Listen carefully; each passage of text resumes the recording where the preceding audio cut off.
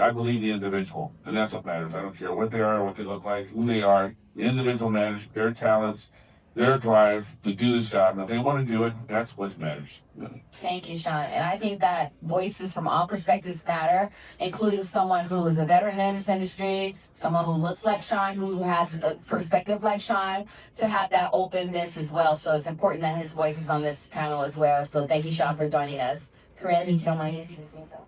Hi everybody, my name's Corinne. I have a background mainly in hospitality. I work for Live Nation at 4 venues in the LA area, at the Blasco, RNA, and the Fox Theater in Riverside, and also the Observatory in Santa Ana. And so I'm just here to bring more of the perspective on the venue side, just because both those sides matter. Obviously, we have the touring side and the venue side, and of course those two entities come together to help us learn more about inclusivity. And so I just want to do that. But that's mainly my background. That's exactly it. We are working together. All the teams, when it comes to touring and shows, are working together in cooperation. There are so many teams, not just the touring side and venues, but also all the teams behind the artists and the promoters and all the extended network vendors. So it's all cooperation, and so every individual should be supported in that equation and to get the best results out of cooperation. But hi, I'm Erika. Sorry I was late. I was making sure that our video is ready to go. I'm a tour manager in my main role, so that is part of my job to make sure that technology is ready to go for shows. I also work as a merchandise manager. That was my first role in live music, and then also as a stage manager. So tour manager and merchandise manager on the touring side, and then stage manager locally in LA. So I actually also bring both sides into the picture, from the stage management side, the venue side, and then the touring side as well. So I'm very excited to talk more about this topic today. Awesome. So today's topic, which we have not disclosed yet, today we are going to workshop with you all's support about Inclusivity Rider. There's always a tour rider in advance that happens during the touring process. And an Inclusivity Rider is not something explicitly that has been included in this conversation. And this isn't the first conversation around Inclusivity Rider, but this is the first one that we're having with you all in this space currently. But this is a conversation that has been happening over the course of the last several years, and we're just helping and working to help evolve that conversation and bring it to present day and add any value to, again, what has already been structured and anything that's new and from you guys all perspective that we may be able to add to the current conversations to make it more of an evolved, robust experience and hopefully contribute to, like I said, a higher standard and better practice for the live entertainment industry overall. So just for framing purposes, I wanted to give you guys an idea about what I mean by inclusion. Inclusion in the live events means people can fully participate and do their job safely, with dignity, and without extra barriers because of who they are and what they need. It's not one thing. It can show up as physical access, communication access, cultural respect, safety, scheduling, and how decisions get made. We're not debating the definitions here. We want to discuss inclusion in practice and practical standards that can travel across venues in all markets. Inclusion can include disability and access needs, race and ethnicity, gender, identity and expression, sexual orientation, religion, language, age, neurodiversity, mental health needs, pregnancy and parenting, body size, and other lived experiences.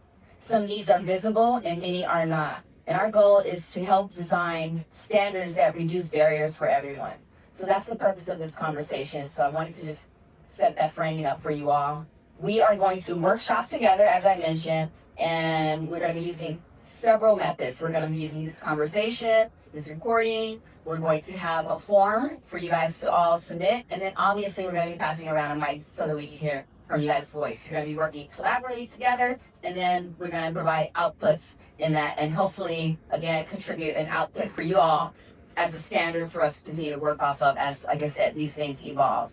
So I want to hand over to Erika to help set the stage for this workshop and co-creation that we're going to do.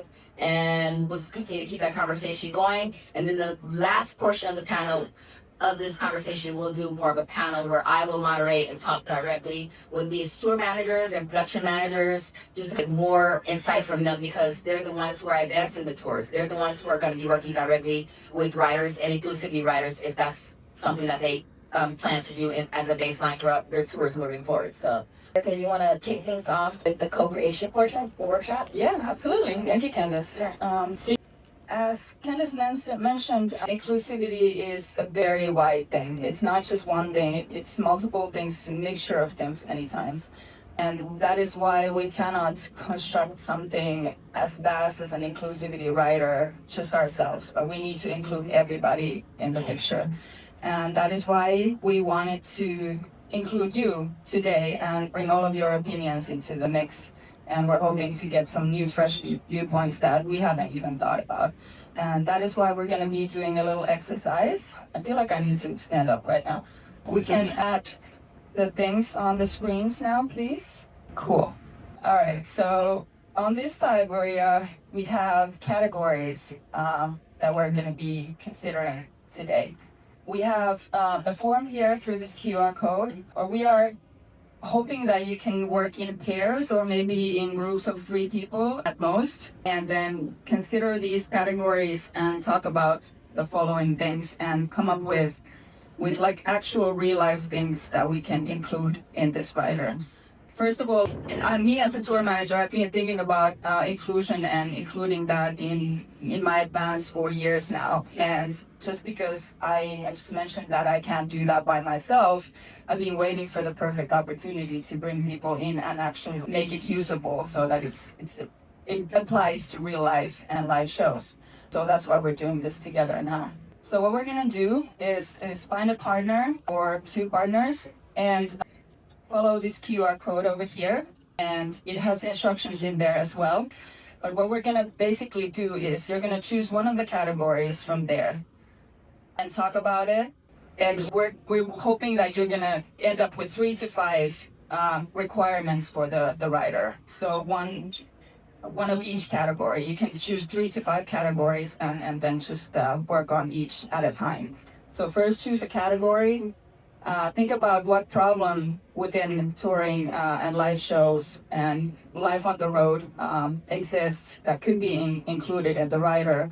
And then in the next one, come up with a minimum requirement that could be added in an inclusivity writer in the advance. What the venue should be addressing, what we should be addressing together to make touring more inclusive for everybody. And then after that, think about what if the requirements cannot be fulfilled by the venue for some reason? Sometimes the facilities that they just don't allow it. Is there a workaround? What's the fallout plan so that we can help the venue to actually execute our requirements and work on it together? And then finally, who is responsible for confirming the requirement and when and how? So we have one example here, category facilities. Problem is lack of gender neutral restrooms. And our minimum requirement is all venues must provide access to gender neutral restroom facilities for crew and artists. It should be pretty easy, but it's not always. So the workaround, if there is not one already existing at the venue, is turn one of the backstage restrooms into a non-gender restroom for that one day and put up clear signs. And who is responsible? So that would be the tour manager upon arrival to the venue. Talk to the venue manager and make sure that the facilities are there. So pull up the QR code, please, and we're here to assist you. We have about 30-ish minutes to do this round, and we're hoping to get great ideas from you. Don't have any limitations. Even if you come up with something else outside of these categories that would fit the bill, then go for it, because we want to hear all your ideas. And we're here to assist in case you have any questions. And then after that, once we're done, we are going to talk more and kick off the panel, and then you will be included as well. We want to hear some questions and inputs from you as well. Let's do it. And this is just an exercise We want you guys, even if you haven't experienced going out on tour or being a tour manager, using practicality. This is a room of really smart people. I've met a lot of you all throughout the course of the last couple of days, and so I know that you guys can really think on a very high level and based on practicality and personal experience and what you would like to see as you're moving into this space. So apply that and don't feel like you don't have any value to ask the conversation because you've never been on tour. So I just wanted to set that baseline for you. Exactly, and if you've ever faced any issues on tour, or even if you haven't toured, any other situation that could apply on tour, just you can go from there and use that real life experience as a basis for this exercise. And if you're in managerial positions, you can think about how to actually make these into the structures and how we can actually make real life change with this. Any questions? All right, let's do it. You see other colleagues, peers, and friends across the panel, and you found this interesting and you want to share and get their input as well, feel free to share the QR code and the link with them as well so that they can fill in, because we want to hear from everyone. Yes, absolutely. So I just want to kick things off with some feedback from you all, so if we can grab the mic. And so out of what you just discussed, if you're willing to share, what would you most want included in an inclusivity rider? If we can get some hands raised and get some feedback from you all, we'd love to hear from you. We want to hear what you just came up with. So if you could just say your name and then share your feedback, that'd be great. Hello. That's correct. The problem I chose, I guess, was on hospitality. I think a suggestion I would have more tiers for community events and like corporate events and like festivals. I feel like working with agencies can be very difficult when sometimes our artists have like a big ego or big expectations with what they're working for. And when they get to the event, they're not conscious with, okay, are they gonna provide a couch, or is it gonna be like a white chair? And I think that matters to the venues we're working for, because then if you're in the back end, it's very stressful. You're gonna have to pull a bunch of plugs on your own end to kind of have for the venue. So that's my suggestion. Hold on one second. Is there a way to get that microphone to these wedges? It's kind of hard to hear a little bit. Thank you, sir. But I'll just keep talking. Just put all four of them in there. Check. Just don't give that up here. Anyway, so yes, I want to be able to hear what you're asking, because we all do. Is we can hear what you so we're just like two check, and yes, two. So let's see if we can hear you more on that microphone just a little bit. Check. Perfect. One, two. All right. So say what you were saying again. Again? Yes. I guess more of an inclusive rider. We're working with community events. I work with a nonprofit, and we were working with an agency, and the tour manager gave us a crazy tech rider for like, hospitality. They wanted couches, they wanted a bunch of stuff, but we didn't even have a budget for any of that. So we had to look at Facebook Marketplace to get a couch and just decorate it and make it look pretty. But I would want more of an inclusive rider. If you're gonna work with a community event, I would suggest these are suggestions and these are requirements for the artists, because I know some artists need like 7 packs of Skittles, or I don't know, something they need to fulfill their needs to perform. I think having a tier option when working with tour managers and the venue promoter would be very helpful. Thank you. I want to comment on that, because the advance process really is a negotiation, and it's based on your show contract. And whatever is in the contract has been promised to you, but anything outside of that is a matter of negotiation. Even some things that are actually promised you in the contract are still up to negotiation, unfortunately, sometimes.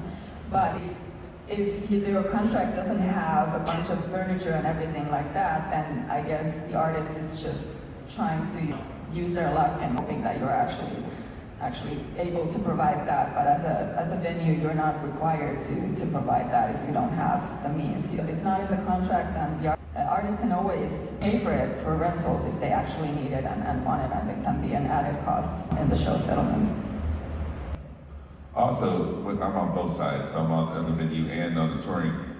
It's when you have those kind of writers, you read it and definitely read the whole writer, but definitely contact the tour manager, production manager. You two need to sit there and talk about this, because and also talk to your talent buyer, make sure they haven't signed anything off, make sure they put must have whatever that kind of stuff, they cross out things. But getting with them, you say, well, this is what I need.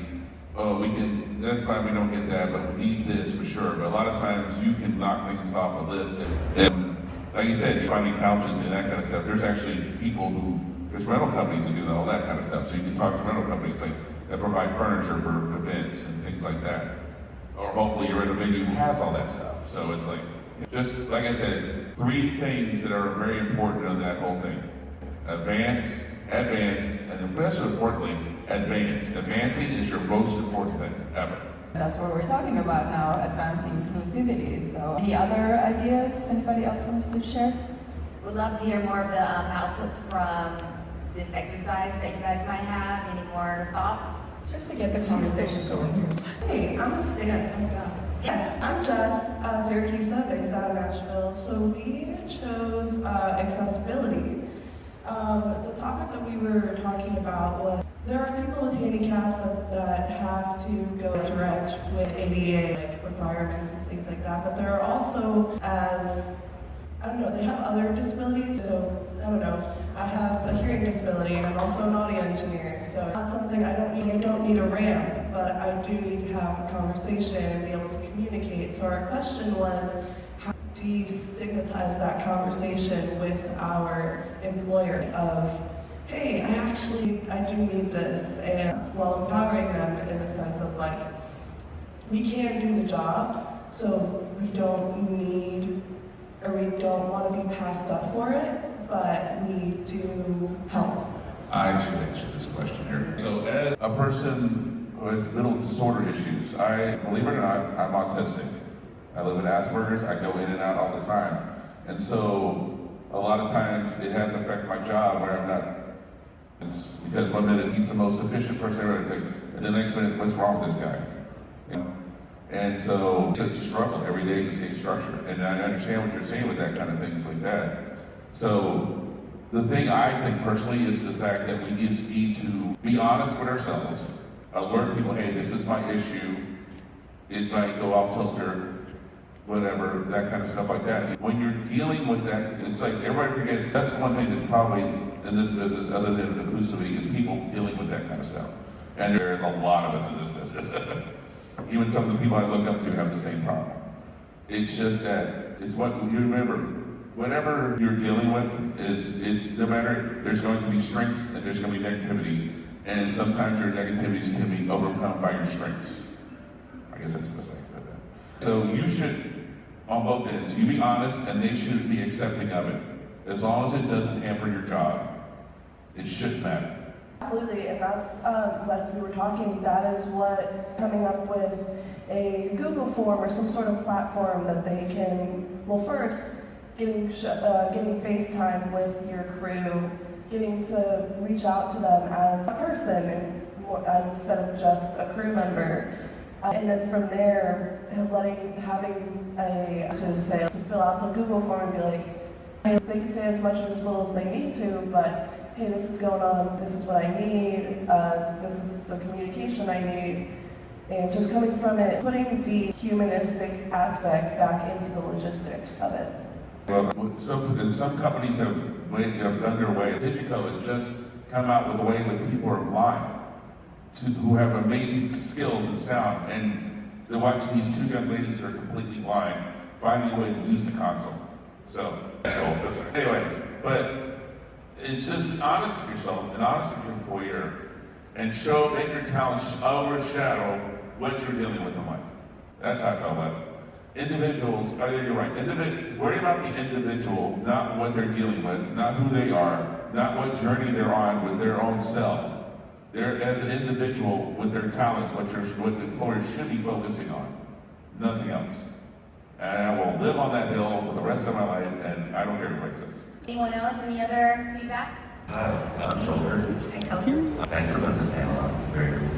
My ideas was personnel sheet. Now adding that on personnel is bigger venues, but with photos and names and pronouns. Because I find when you're loading in, day out, it's really easy to just, you're just in the mode of business mode or whatever. You're not having those conversations with people that you're working with, these venues. So it'd be nice to be able to review that morning of, so that you don't have to think too hard, ask those questions, you can just get it right from the jump. Absolutely. I think that's great practice for you to do. It's not a baseline practice, but if that's something that you feel is valuable on your team, if you have people of diverse background that you want to advance and let them know, dignity and respect is a baseline, right? And it's just something that we all deserve in the workspace. We're all just moving quickly when it's time to put the show together, but we're all humans and we're all part of a team and a crew, and we want to feel value in that respect. So 100% advancing that, communicating that is essential. It's just like simple practices like that can just remove so much awkwardness and extra just barriers in the discussion. It's just like, here's how this is and let's go by it and let's not make it a big deal. It's just, it is what it is, and we can just all work together and respect each other. Now I want to bring up what Brian talked about a couple years ago. We want to do that, but let's try to make sure both ends aren't being toxic one another about it. Let's have a conversation. Hey, appreciate this. It's all, trying to be respectful and ethical to everybody. And so you're right, that's a good idea. That way, at least if they have an attempt to try to actually use the right pronouns.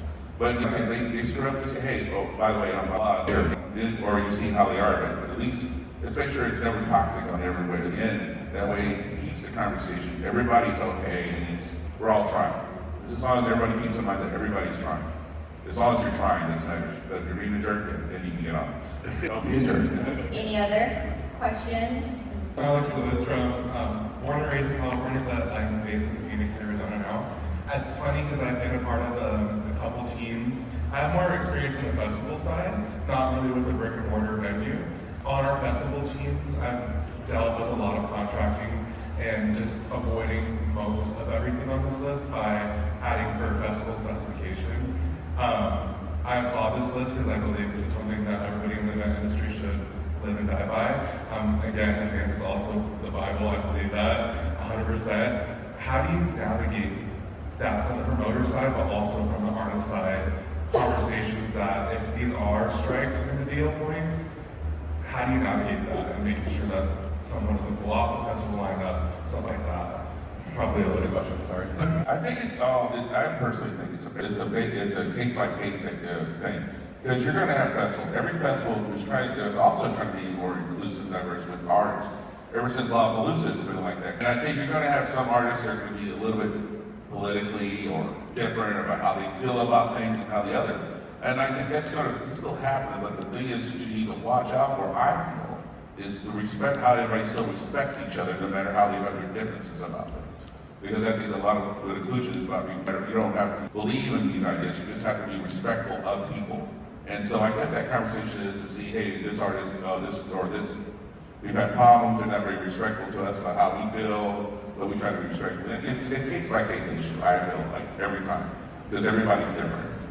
Not less, but everybody's different. But that's why I feel like it's always going to be a case-by-case basis. Just like with any touring before we started talking about this, there's always a case-by-case basis about what artists you're dealing with, locally, how everything is. So it's always a minefield.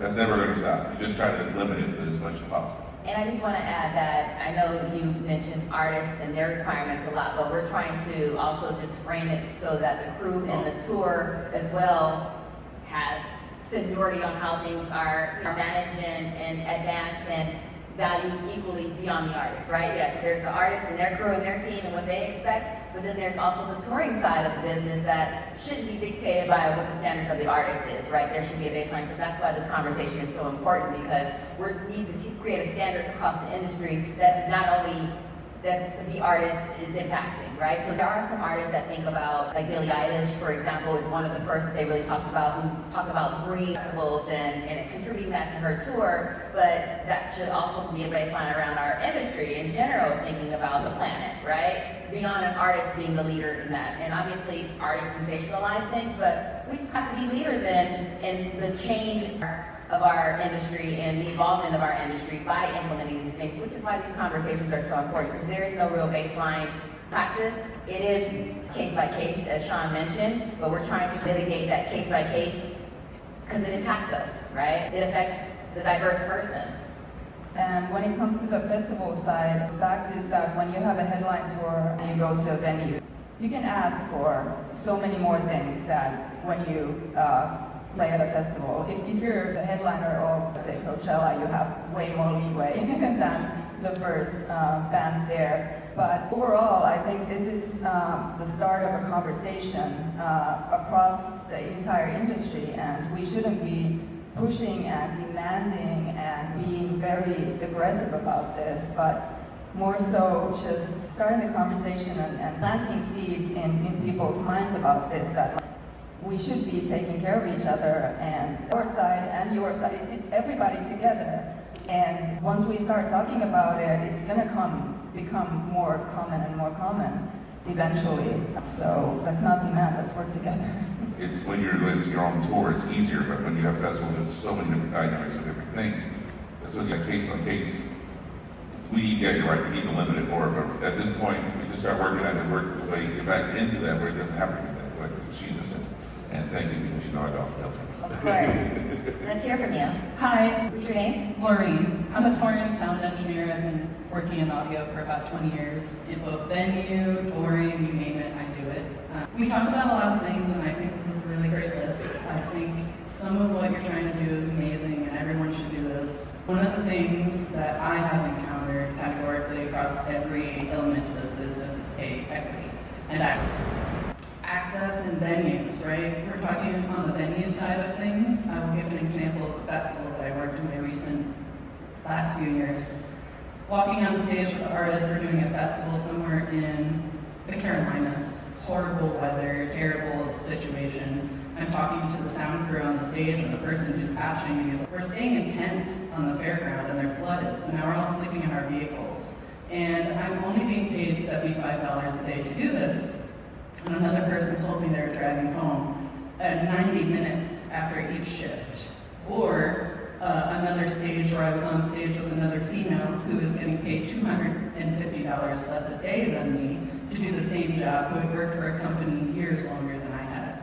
So my conversation is more around pay equity, inequality, and access.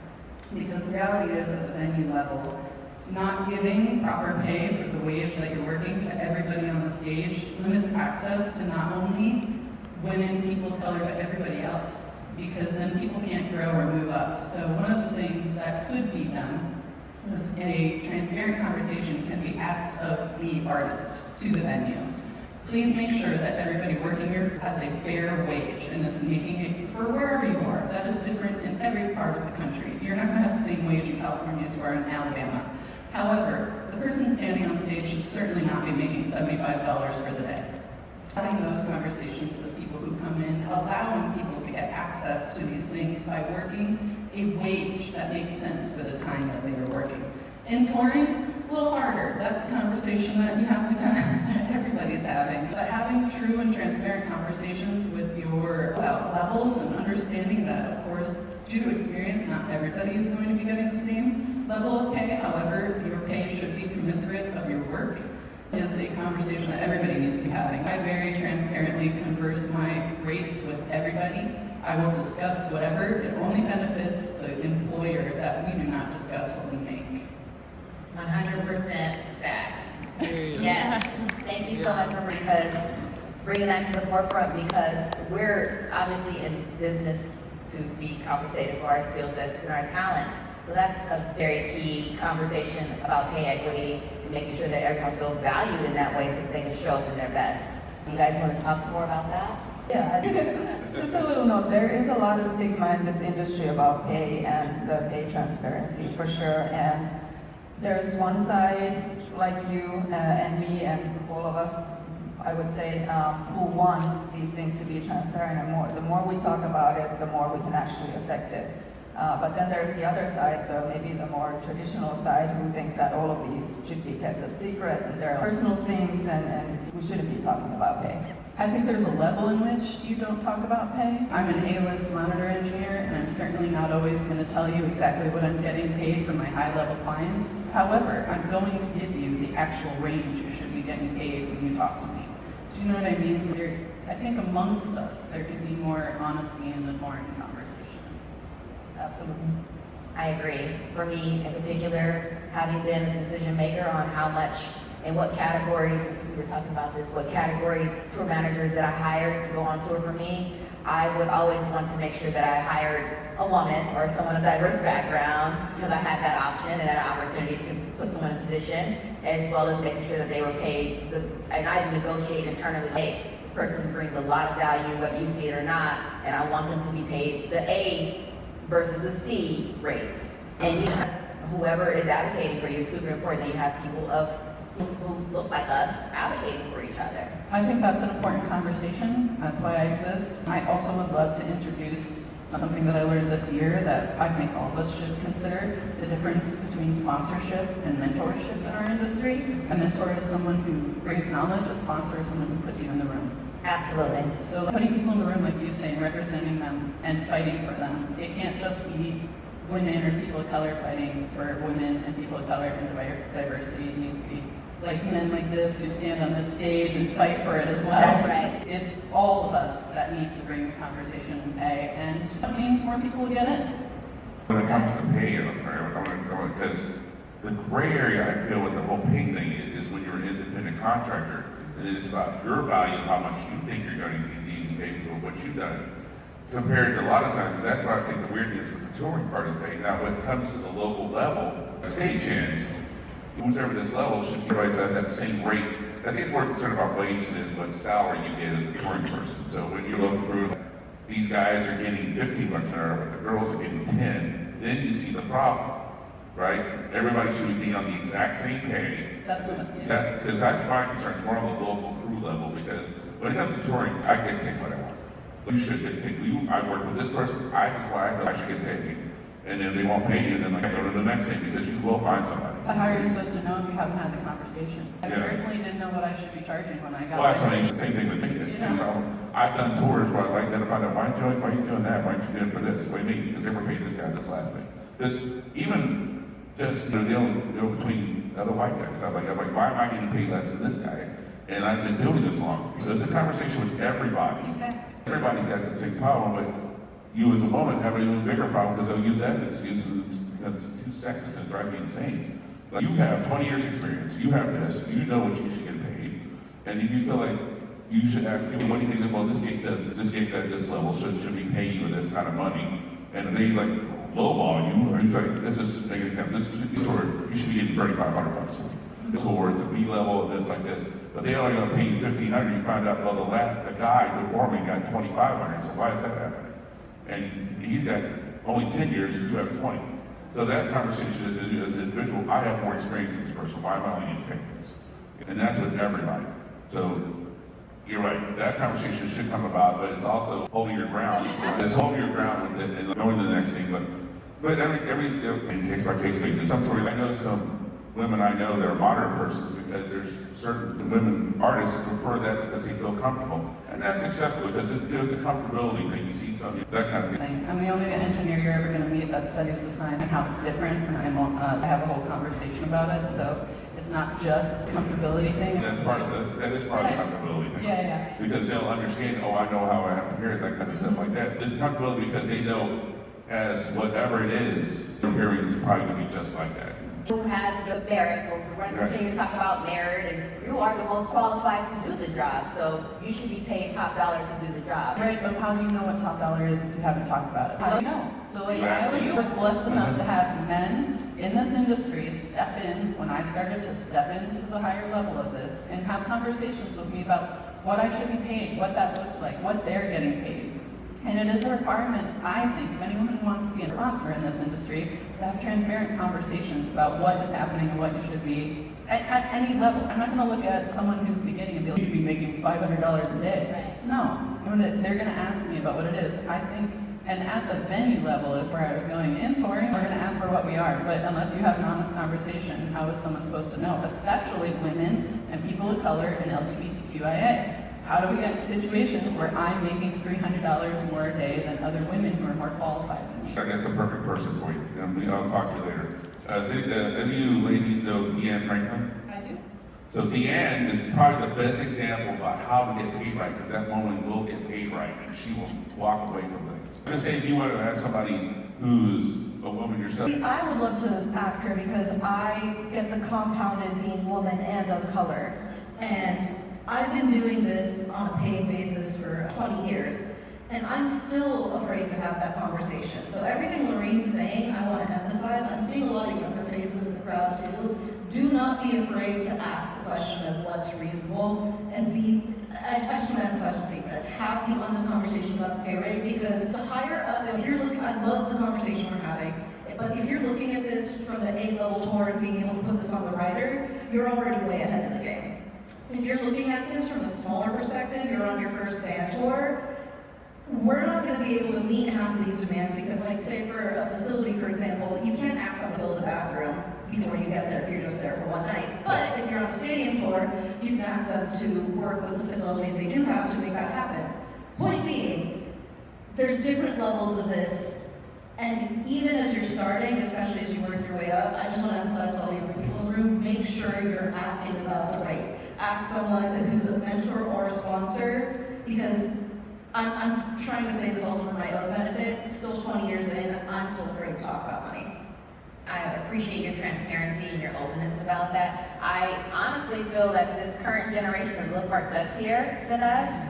They understand their value a little bit more. They more have an entrepreneurial spirit, so they know what they bring to the table. So they need to hear from people who have experience being scared, right? And experience so that they know and feel empowered on tactics and tools on how to come out of that space, right? So they already have a little bit more empowerment in them. If you tell them, I'm someone here that you can lean on to ask those questions, then they will know to go to you, or know to go to professionals like you or veterans in the industry.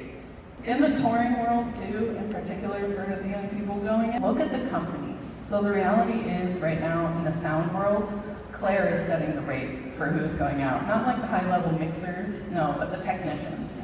They're setting the rate for everybody. So if you have someone who's a tech or whatever, make sure you ask what they're getting, because it's like fair compensation. We should all at this point in our career be getting fairly compensated to do the extremely strenuous, difficult, particular timed work that we do. So don't be afraid to ask. They're gonna make you feel afraid to ask. Don't be afraid to ask. Also, not just them. When you're an independent touring front of house or monitor engineer, you really got to figure out what the management's all about.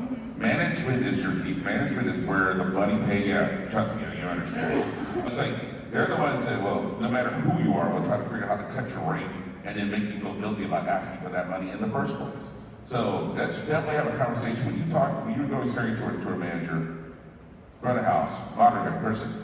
Ask the manager what are they going to pay and say, well, why this band is doing this. And then, like I said, you don't. If they give you stupid excuses, don't be afraid to walk away from it, because if they really want you, they're going to pay. And that's how that looks. Absolutely. One of the most important points I'd like to make to every single person in this room is an email is a binding contract. Yes. You are correct. If you put what you would like, you say, you're gonna hire me for these dates, for this rate, and they say, yes, they're legally bound to that contract. You do not need to have them sign a contract. If they respond yes to an email, it's legally binding. Tips, thank you. The old guys forget that. And I run a boutique law firm servicing this industry in pro audio. We do a lot of pro bono work to help all of you in this industry, so Lorene can be a reference on this and others. And I want to reinforce, I love the idea of this rider. And the question is, how do we get it adopted? And so it's really easy in an email exchange to say, as part of the terms of what you're paying me, the dates, the cancellation policies, per diem, blah, blah. In addition, I want you to agree that you're accepting this rider. Is that kind of how you envision it happening? Yes, absolutely. Again, it's all a negotiation, as we all discussed. A lot of it, even if it's a contract, there's some negotiation factors in there. But yes, I guess if you express what your needs are and it's a yes, then that's kind of the binding aspect of it. It's kind of what we want to execute. I've been brainstorming on this a long time because people come to me, and this industry has been so kind, and all of you have helped me get to concerts, including Lorene, so thank you. So I think that maybe if there was a website, I don't know if you already have that, which provides volunteer lawyers such as myself who can answer questions, or experienced mentors like Lorene and Deanne. That might be a great way to start, like a consortium of who you can ask questions of, and then a link to that rider, and then people can just pop that into their email exchange. Or if they're lucky, there are sample contracts we also have prepared for people to try to get, but email is usually the easiest way to do it. Yes, Heather, thank you so much. So this is obviously a collaborative effort. So yes, we want to make sure that we capture information and feedback and collaborate on this as we continue to move it forward. we don't own it.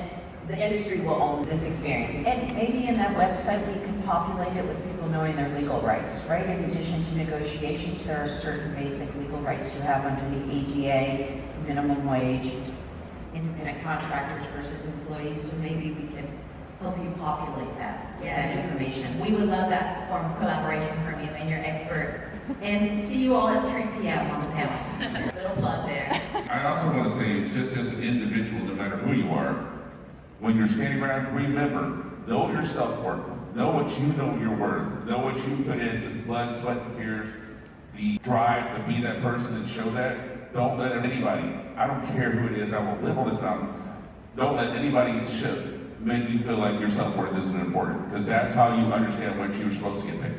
Is your self-worth first, and then from that way, if you put it on to that person, they'll realize that they'll pay you. Yes, but understand also the reality of life and that your self-worth, there are levels, right? Maybe you don't have the same experience that these women here in the front have, and you're aspiring to get there, and so you have to be realistic about that value, right? And so sometimes you have to just work really hard in a position that may not be paying your worth so that you can prove and show proof of concept that you're worth even more than that, right? So it's about being realistic.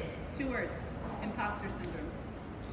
That's right. Imposter syndrome is a big thing, and that's across all industries, that's across all spaces and places. And we're a little neurospicy, so then it all a lot of us are neurospicy of some sort, so it all kind of... And but at the same time, you have to be flexible, paying depending on the situation, but never with an artist. Never back down that price. Never with K-pop. Hold your price. Ever with K-pop. They have lots of money. Don't back down from that. We're gonna take one more quick question. If you can come, oh, you have a question? Let's hear from you. It was actually a statement, but I'm gonna pass on. A lot of people who are, let's say, at minimum wage jobs, a lot of managers and people who are working with each other feel as though they can treat each other however and talk to each other however, especially if they are disabled, especially if they are gay or if they're colored or whatever. A lot of people feel as though they can treat each other however, and it turns into a very legally uncomfortable situation very quickly. I see it a lot on socials. It's weird. That's a great point, and that's why these conversations are important about, one, I mean, we should have a conversation about basic respect, right, and kindness, because we should have learned that at home, right? However, it's an ongoing conversation because we're not all, sometimes we need reminders. We're a fast-paced industry, so sometimes we need to course correct each other and make sure that we are considering each other, right? So like I said, these conversations are important. Baseline respect is important even before you go into these spaces, although we know the more senior you are sometimes, the less respect you have to offer or give, right? However, you should be the one as a leader offering and giving the most respect. One more comment here. Oh, I think I just wanted to add about the email kind of thing. I usually send my clients an SLA, service level agreement, with our additions and earlier this year, or last year, sorry, we had a customer. I own an LED repair shop in Orlando, and we had a customer that sent out a lot of repairs to us, and we did most of the work. And we have a payment system that you can actually program a payment, right? So he paid with a credit card, picked up the stuff, and canceled the payment. You know, left a lot of things behind too.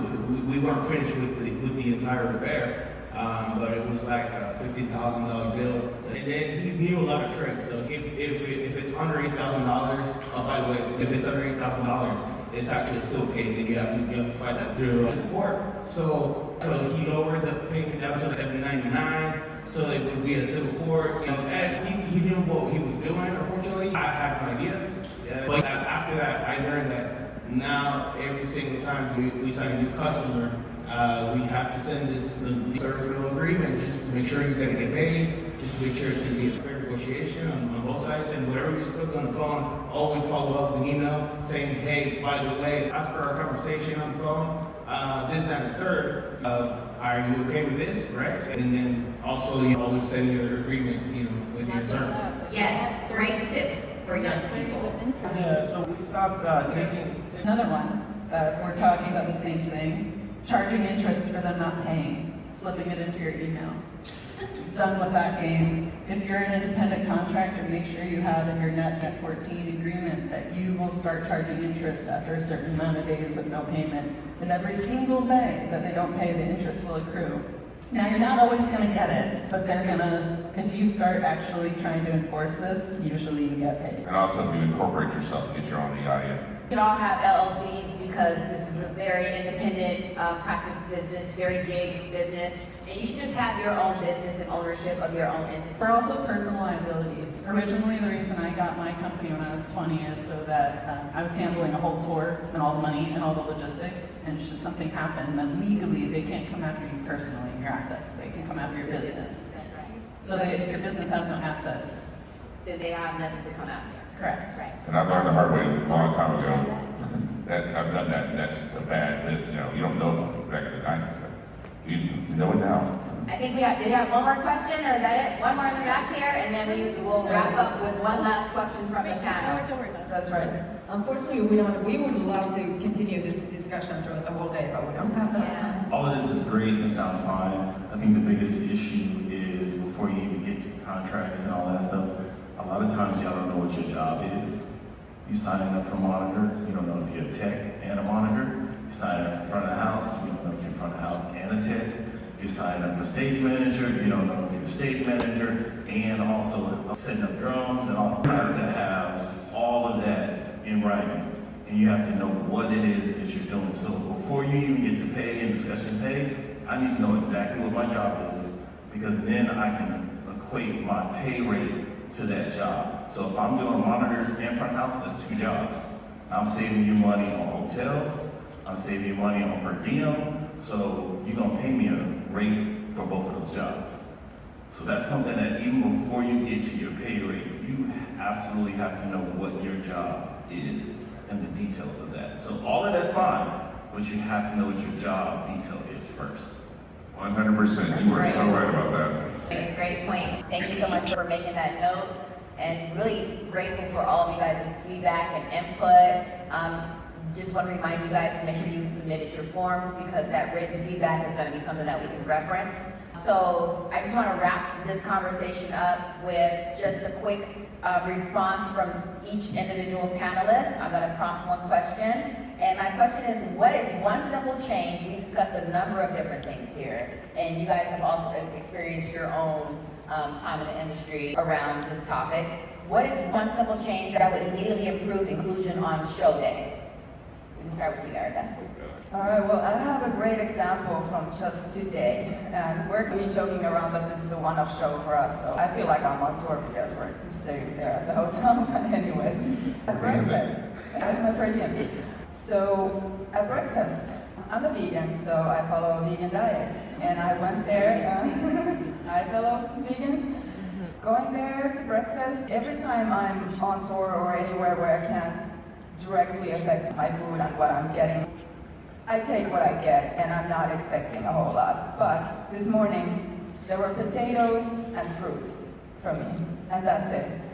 They were willing to make a special meal for me out of request, but I didn't have time to wait for that and all that. So one simple thing would be to feed everybody. Everybody needs energy, they need food when they're working hard, whether it's the touring crew, whether it's the artist, whether it's the venue crew, no matter who it is, the vendors, anybody who's working, they need energy, and they need proper food according to their own diets. It shouldn't be too hard to fulfill. If there's no way that the venue, for some reason, their attitude or whatever, cannot really provide you with that food, then at least give them a hospitality buyout so that that person can go on and find that food for themselves. Although many times we don't have time for that, so it would be great if the venue would do that. But just feed your people, because we need to take care of each other. That's important. Thank you so much. Can you share from the venue side, what's one simple inclusion that you can implement during on show day? I think just working in the venues that I have and just being on the 2 tours that I have been on, I think something venues should incorporate more. We're starting to see it a little bit, but just sorry if it's a little bit uncomfortable, but just feminine hygiene products. For all of our female crew, we need to destigmatize that. There's so many women coming into this industry. And again, a few of the venues that I work at do provide that, but most of them don't. I've seen it on tour as well, and I'm just like, fuck, this crew is women. You know what I mean? This recent tour I went on was majority women, and just to see the venues not have that is disappointing. So I think that's a small change, whether it's something we can do to implement that. Again, just setting aside maybe $10 on the hospitality budget in the advance, just for that, for emergencies, you know what I mean? We need to have that. Yes, absolutely. In green rooms and the venue bathrooms. I would love to see that. That's a good one. Thank you.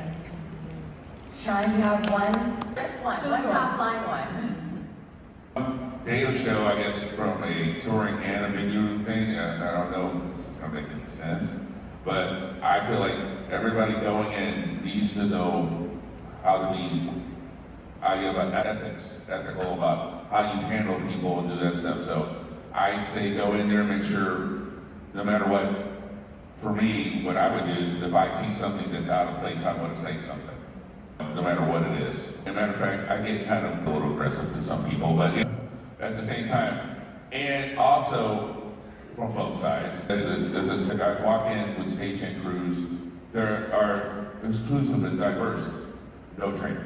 Drives me insane. So what I try to do is, and it's not my job, but I do it anyway, I do one-on-one. If anybody knows what that means. I train someone how to wrap a cable. No, don't do this, do that. Try to encourage, if someone on that crew sees you doing it, maybe they'll start doing it with their own people.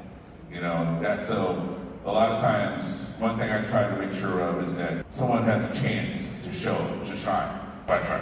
Thank you for your support, mentorship, and guidance as a veteran in this industry for many others. I really appreciate that.